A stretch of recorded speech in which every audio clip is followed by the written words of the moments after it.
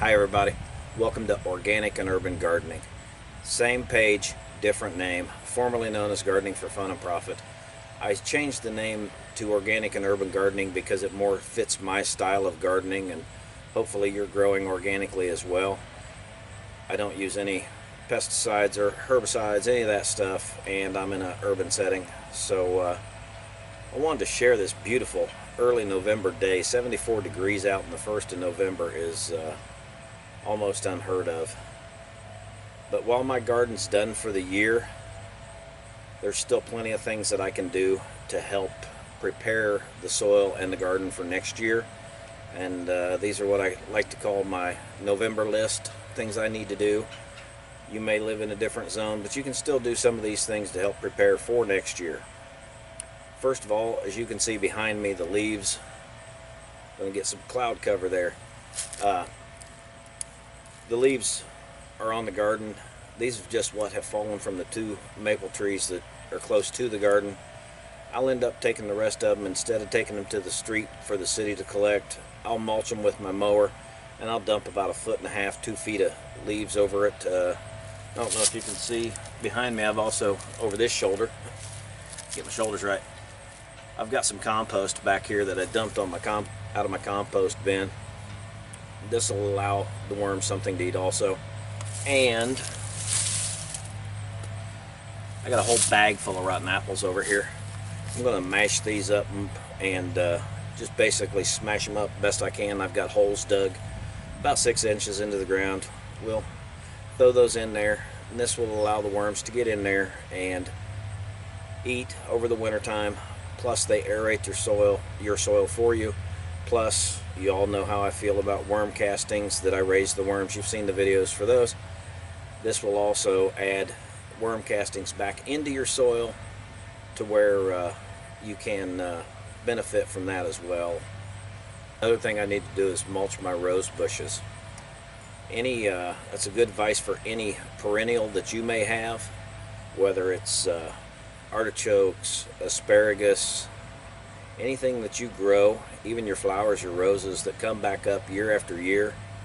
You need to make sure that, here we go again, you need to make sure that you mulch those with some leaves. It's a good advice to, if you've got some compost, this dried compost, it's aged, manure, anything like that, throw those down, give them a little protection over the winter time. I mean, I'm hoping that we don't have a really harsh winter, but 2 years ago we had several days -10, and just want to protect those plants as well as you can over the winter time.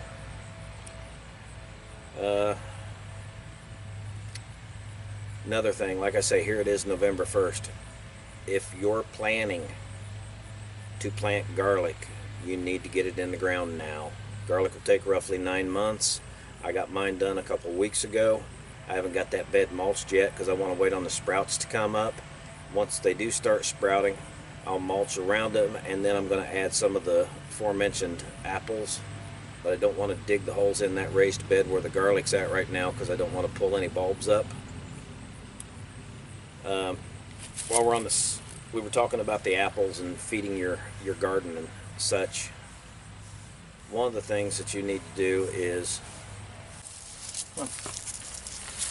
So anyway, come on, you can get on camera, come on. Anyway, started to tell you a little bit with your garlic. You need to get that really in the ground. Thanksgiving's about the last time that you ever want to get it in the ground. And some of the other things, you know, I mentioned the apples and any rotten fruits that you may have. I got the apples from a friend of mine's tree that was just growing wild. He's not using them. See ya. Mom went in the house. He's following. Anyway, we've all had that head of lettuce that's set in our back of our fridge and got stuck behind that gallon of milk we didn't know was there, and it got a little slimy. Don't throw it out. If you can, dig a hole, throw it in the garden. If you got a compost pile, throw it in a compost pile. Let it do its thing in the compost pile. If you do not have a compost pile, if you live in an apartment or you rent and your landlord will not let you build a compost pile, no big deal. You still get a garden. Go ahead and throw any vegetable scraps that you may have, lettuce, anything over the wintertime. Throw them into a Ziploc baggie, throw them in the freezer. The freezer will break these things down. Just spit on myself. The freezer will break that down. I mean, lettuce is mostly water anyway. And then you can just add it to your soil in the springtime also. It'll break down. A couple other things that you need to be saving this time of year, which I save all year round, are my coffee grounds and eggshells. Eggshells are a great source of calcium that I put a handful of eggshells into each hole where I bury. I put a handful of eggshells into each hole when I'm planting my tomato plants. This will help against bottom end rot, which we've all seen it. It looks really nasty. You don't have to throw that tomato away, just cut that part off, throw it away. Take seeds out, throw it in your compost pile. But the calcium will help with that, and also the aforementioned coffee grounds.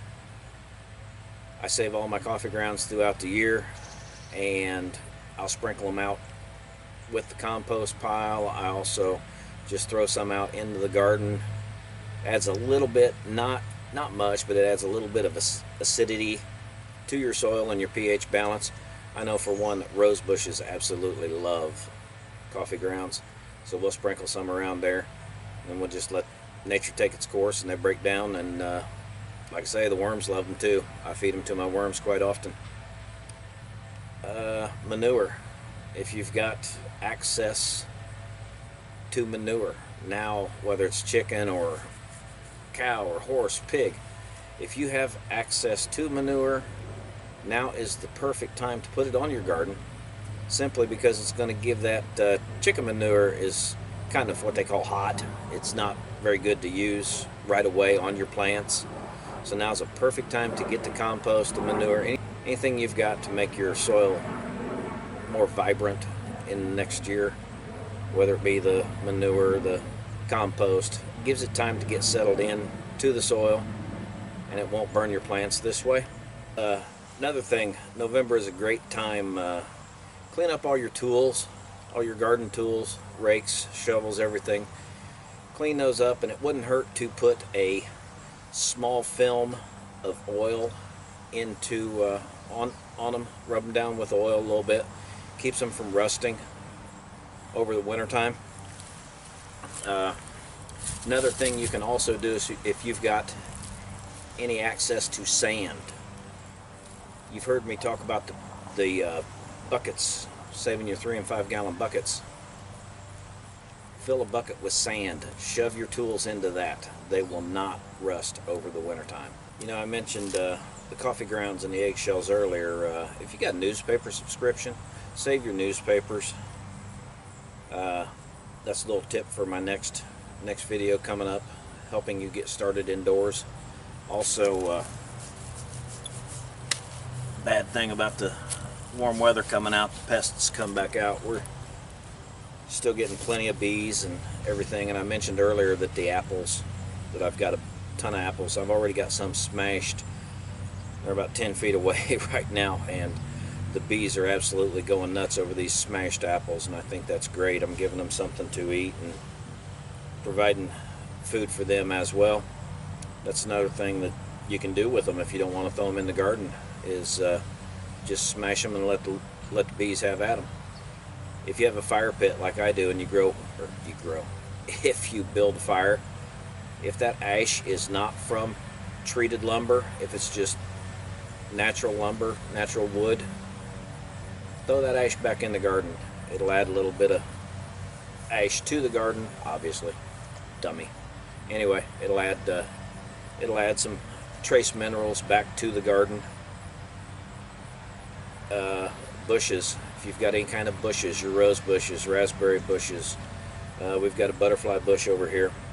Now's the time to prune those back. You'll get rid of all the dead limbs and everything, give it a fresh start for next year. You also want to mulch those up, cover them up, just protect them a little bit over winter time.